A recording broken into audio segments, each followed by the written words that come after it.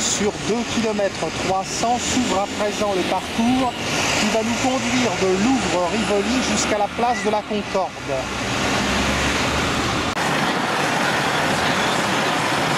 Rue de Rivoli.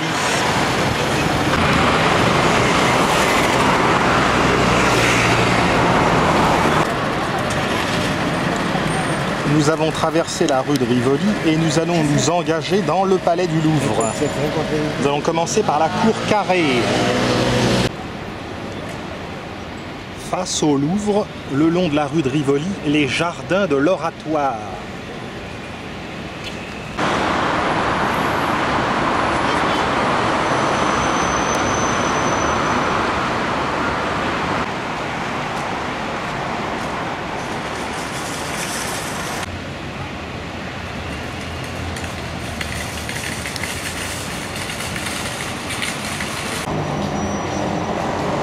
Nous pénétrons par le pavillon Marengo dans la cour carrée du Louvre. Belle colonne cannelée.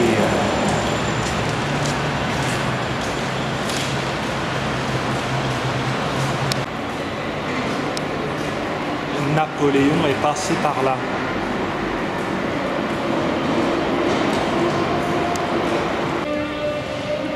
Pénétrons dans la cour carrée. La cour carrée est délimitée par 4 belles façades de 112,50 m.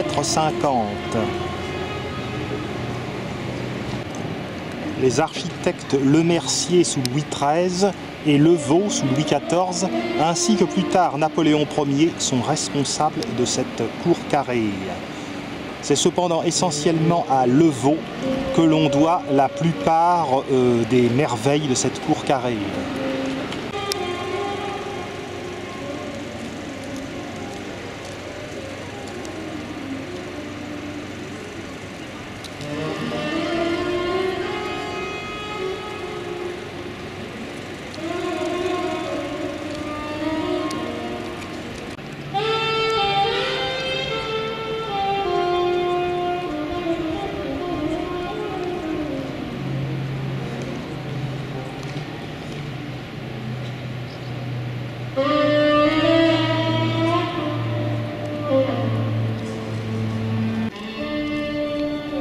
Le plus grand musée du monde.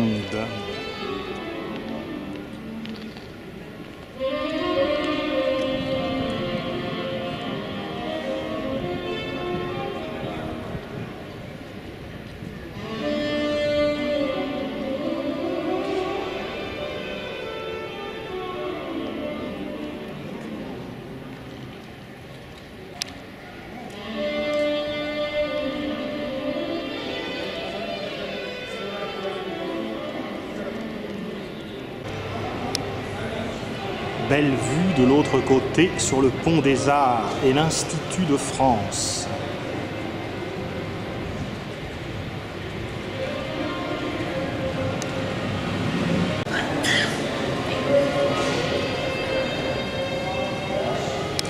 Par le pavillon Saint-Germain, on peut aller admirer la colonnade de Perrault.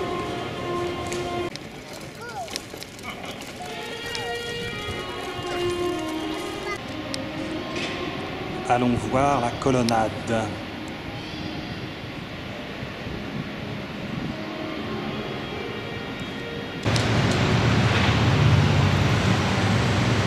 Même si Napoléon a imprimé ses haines, c'est Louis XIV qui a fait construire cette colonnade. C'est le Bernin qui devait construire cette façade, mais Louis XIV finalement a voulu que ce soit un Français. Chose étonnante, le pont sur le Grand Fossé n'a été construit qu'en 1964.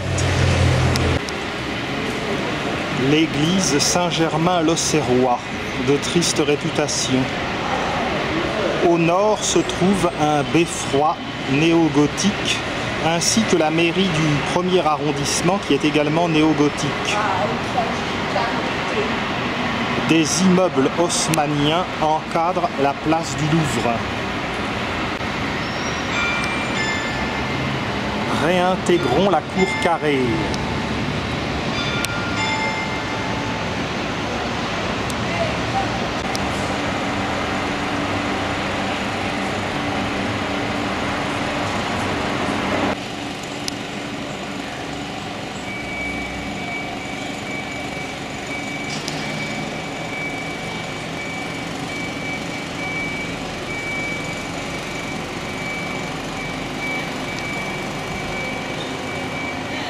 Allons voir la pyramide.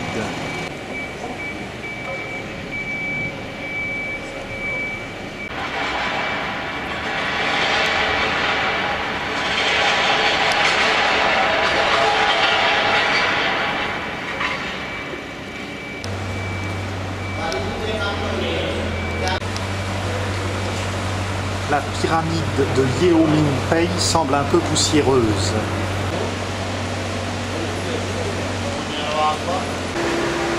Nous sommes sortis par le pavillon Sully, ou pavillon de l'horloge.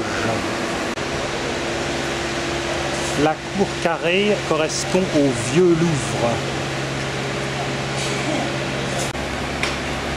L'histoire du Louvre est très complexe. De nombreux rois s'y sont impliqués, et même des reines. Catherine de Médicis avait fait construire un peu plus loin le palais des Tuileries, qui aujourd'hui n'existe plus. François Ier et plus tard Henri IV, Louis XIII, Napoléon III, Napoléon Ier aussi se sont impliqués dans la construction du Louvre. Et au moment de la guerre franco-prussienne de 1870-1871, le palais a été incendié. On n'a pas reconstruit la section qui rassemble les deux ailes que l'on voit au fond. Nous sortons donc du pavillon Sully, pavillon de l'horloge. Au Vieux Louvre qui encadre la cour carrée succède le Nouveau Louvre qui s'ouvre sur la cour Napoléon.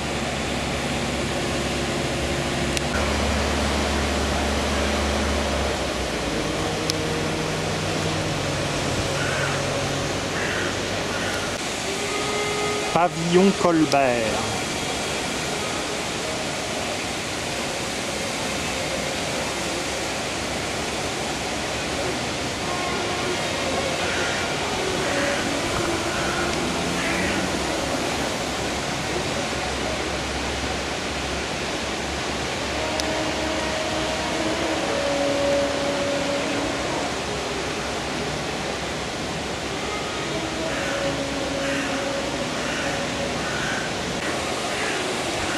Les ailes encadrant la cour Napoléon ont été achevées par Napoléon III, qui achevait ici l'œuvre entamée par Henri IV.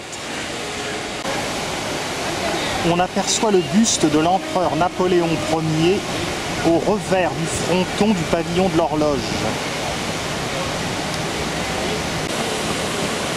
Depuis 1989, la pyramide de verre et d'acier inox de l'architecte Yeominpei est présente dans la cour Napoléon et coiffe l'ouverture souterraine du musée.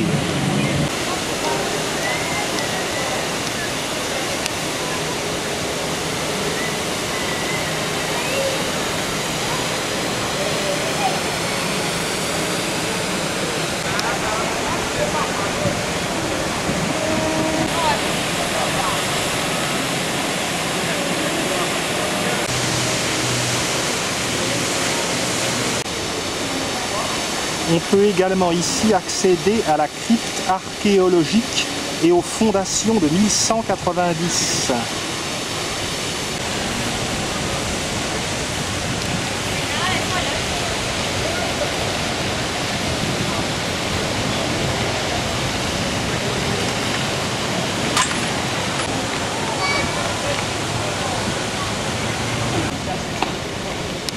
On se dirige peu à peu vers l'arc de triomphe du Carrousel.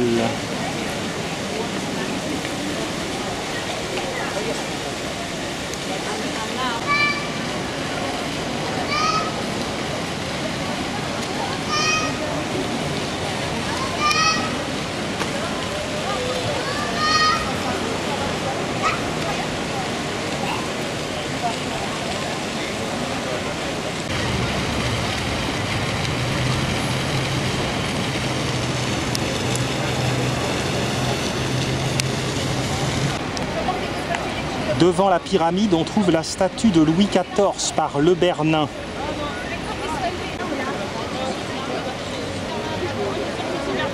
Par ici, on peut rejoindre le Palais Royal.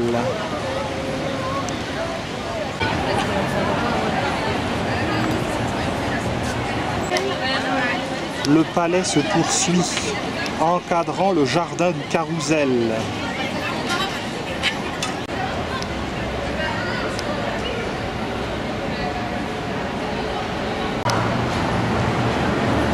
Ce palais est tout simplement immense.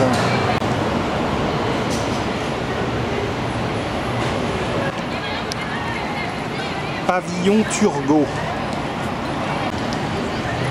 En face, le pavillon Molien,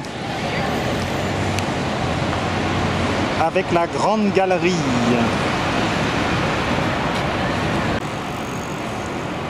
De l'autre côté, la galerie Rivoli. Nous sommes juste à proximité des quais de la Seine.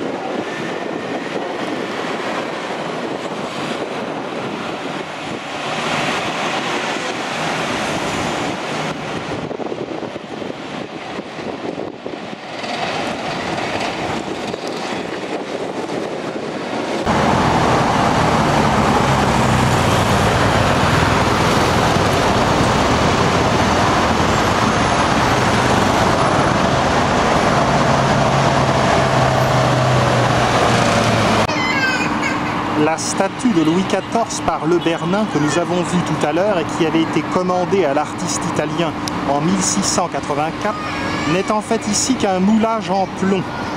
L'original est à Versailles.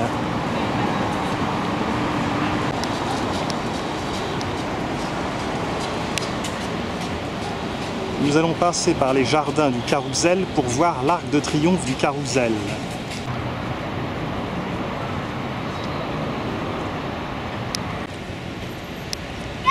Quelques ombrages sont les bienvenus.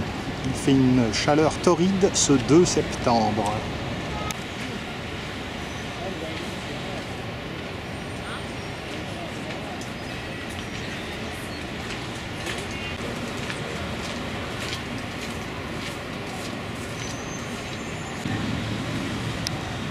En voilà une qui ne se casse pas la tête avec le burkini.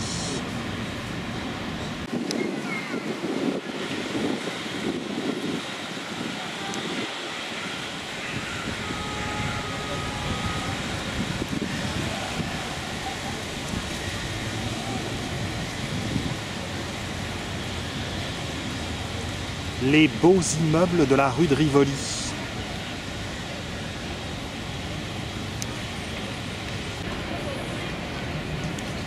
Nous nous trouvons devant l'Arc de Triomphe du Carrousel, sur son flanc sud.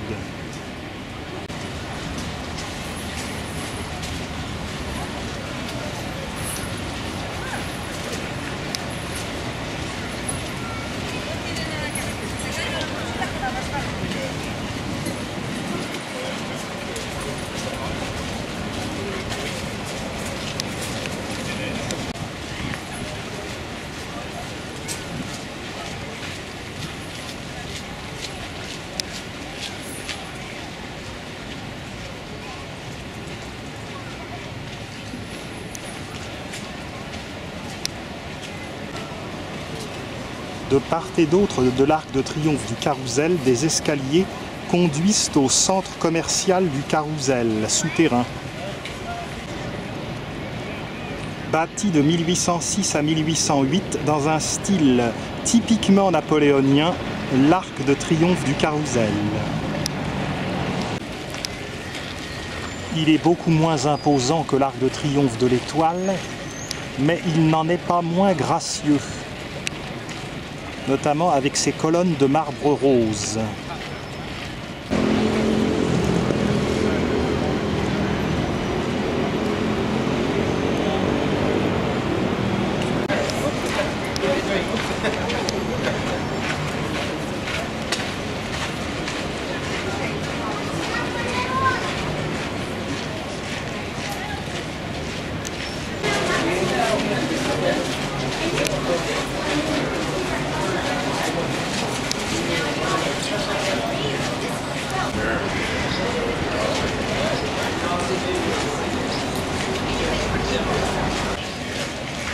Des oiseaux ont réussi à faire leur nid dans l'Arc de Triomphe.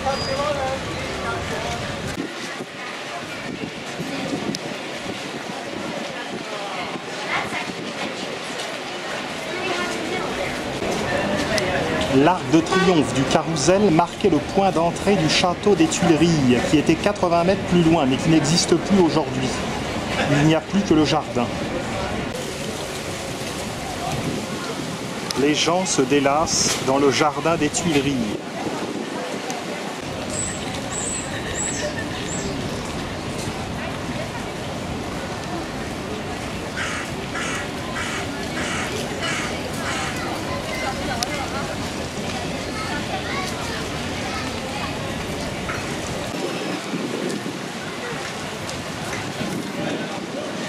Direction la place de la Concorde. Ici, c'est encore le jardin du Carrousel. Le jardin des Tuileries ne commence qu'à partir de l'avenue du Général Lemonnier, qui est un peu plus loin.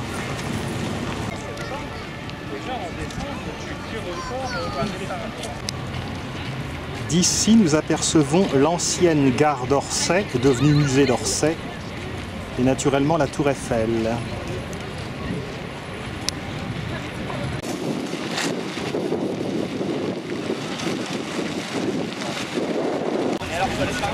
C'est l'établissement public du Grand Louvre qui a entièrement remodelé le jardin du Carrousel.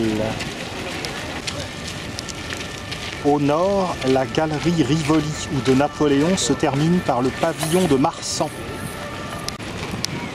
Au sud, la grande galerie ou galerie du bord de l'eau se termine par le pavillon de Flore. Les pavillons de Marsan et de Flore étaient réunis par le château des Tuileries qui a été incendié en 1871 par la commune de Paris. On entre à présent dans le jardin des Tuileries proprement dit.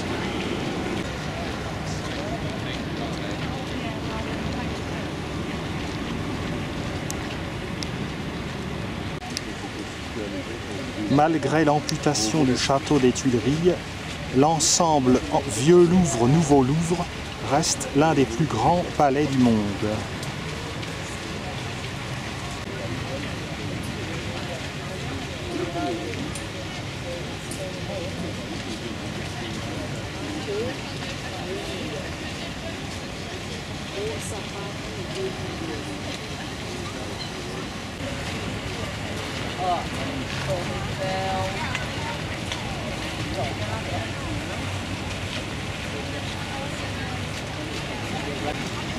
La première partie du jardin est appelée Grand Carré.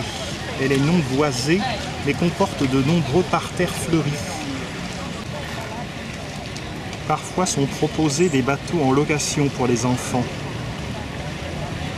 Ces premiers jardins étaient au début réservés au roi Louis-Philippe et à sa famille. On remarque un pin Laricio de Corse.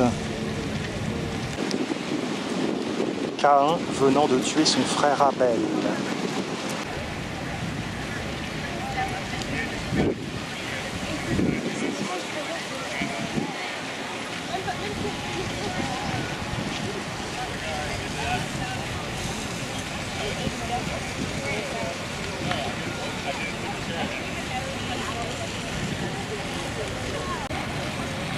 On contourne le grand bassin et l'on prend une allée sur la droite.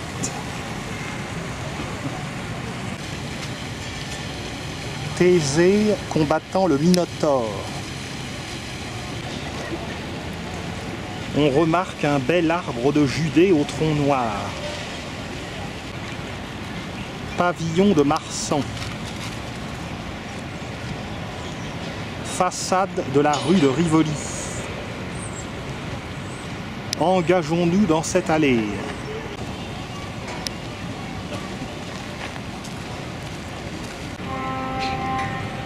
La masse du musée d'Orsay nous apparaît nettement. Juste à côté, la silhouette de la tour Maine-Montparnasse.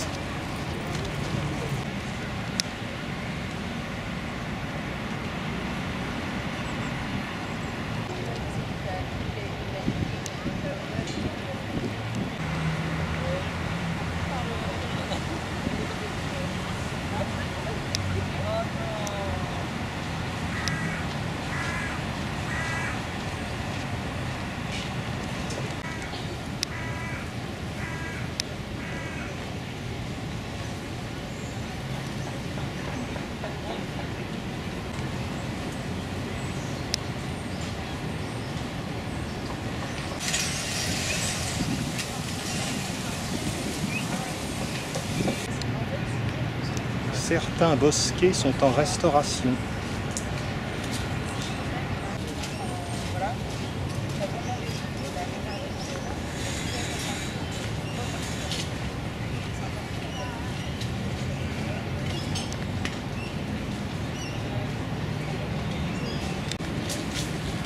De ce côté, le long de la rue de Rivoli, s'étend la terrasse des Feuillants, du nom des Bernardins venant de l'abbaye Notre-Dame des Feuillants près de Toulouse, en 1587. Jolie couleur de fin d'été, accentuée par la sécheresse. Louis XIV avait demandé à Lenôtre, une fois de plus, d'intervenir pour la création de ce superbe jardin des Tuileries, auquel Levaux a également prêté la main. On se dirige vers le sud.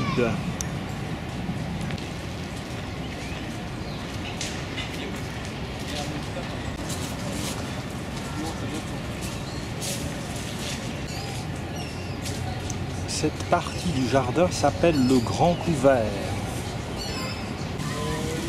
Le jardin des Tuileries de 23 hectares compte 100 statues et 2680 arbres,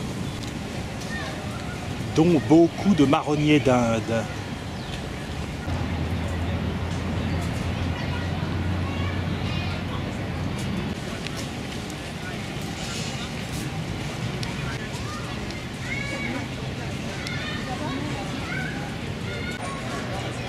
Une sortie vers la rue de Castiglione laisse apercevoir la colonne Vendôme, place Vendôme.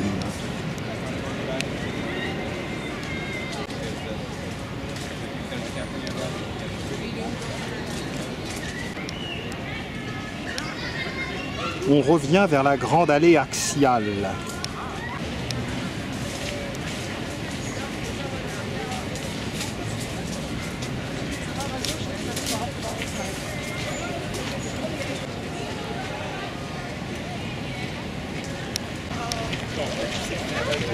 Nous sommes tout proches de la place de la Concorde, dont nous apercevons l'obélisque derrière la grande roue. De l'autre côté, on aperçoit l'arc de triomphe du Carrousel.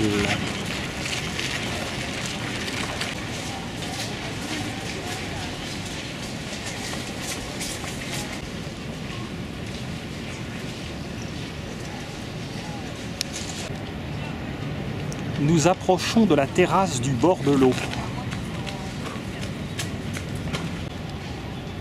Un petit potager a été installé à cet endroit.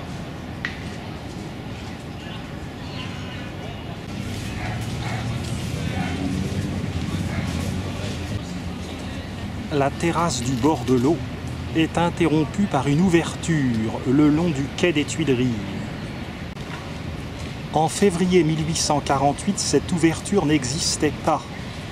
Il y avait un passage par lequel le roi Louis-Philippe Ier et sa femme, la reine Marie-Amélie, purent s'enfuir lors des événements de la Révolution.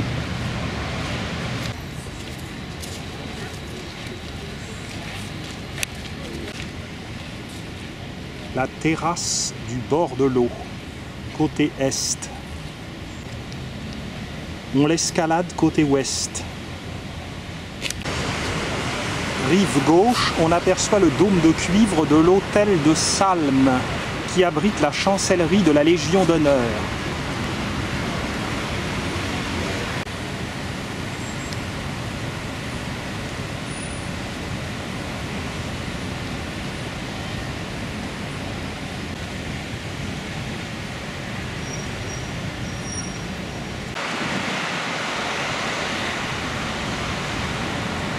On aperçoit le Palais Bourbon, chambre des députés. Le musée d'Orsay, musée des impressionnistes du XIXe siècle.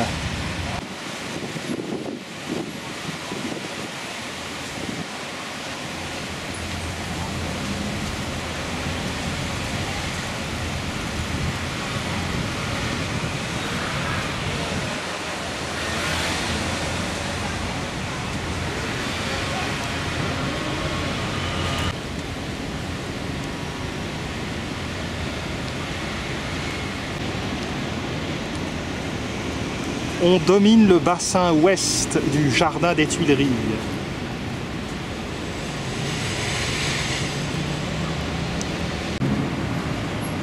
Lion au serpent. On longe le musée national de l'Orangerie, aménagé en 1853 en galerie de peinture.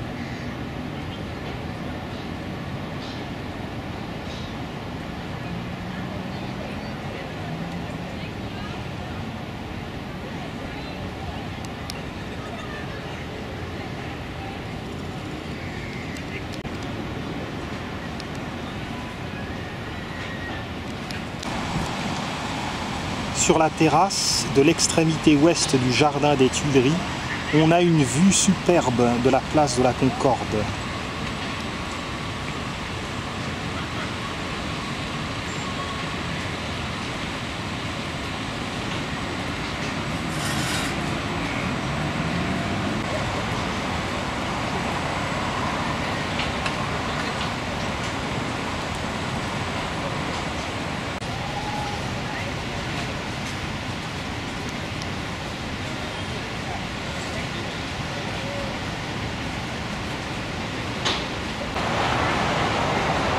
La place de la Concorde a une superficie de 7 hectares 56.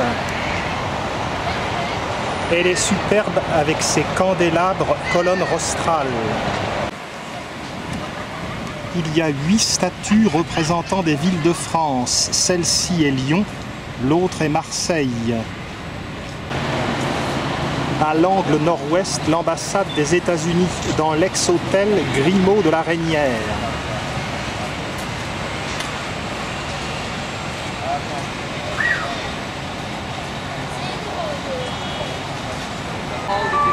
À l'extrémité de la terrasse, le cheval ailé de Coisevaux. Et en face, Mercure, qui encadre la grille d'entrée du parc. On descend la large rampe du fer à cheval. Nous nous dirigeons alors vers le bassin octogonal, puis la grille de sortie.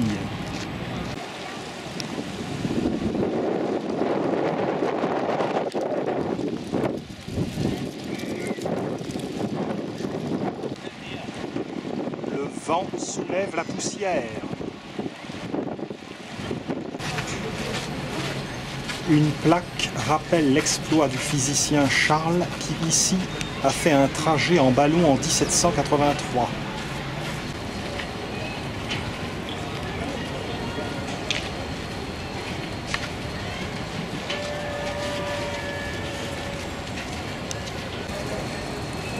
Dans le mur, en face, le buste d'André Le Nôtre, qui a fait les jardins de Versailles, ceux des Tuileries, de Chantilly, de Saint-Cloud, de Meudon et les plus beaux parcs de France. Curieusement, on ne rappelle pas ceux de Vaux-le-Vicomte.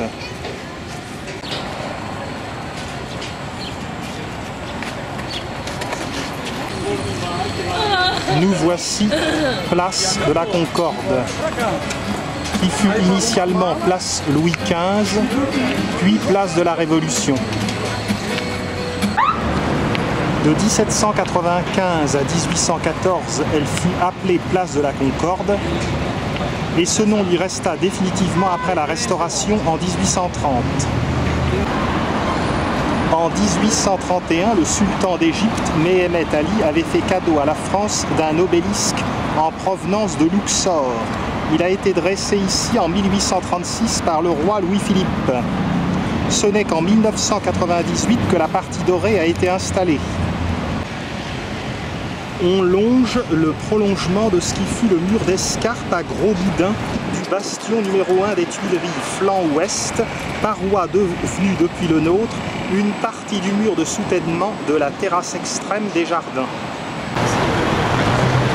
À cet endroit s'achève la section 6 du parcours.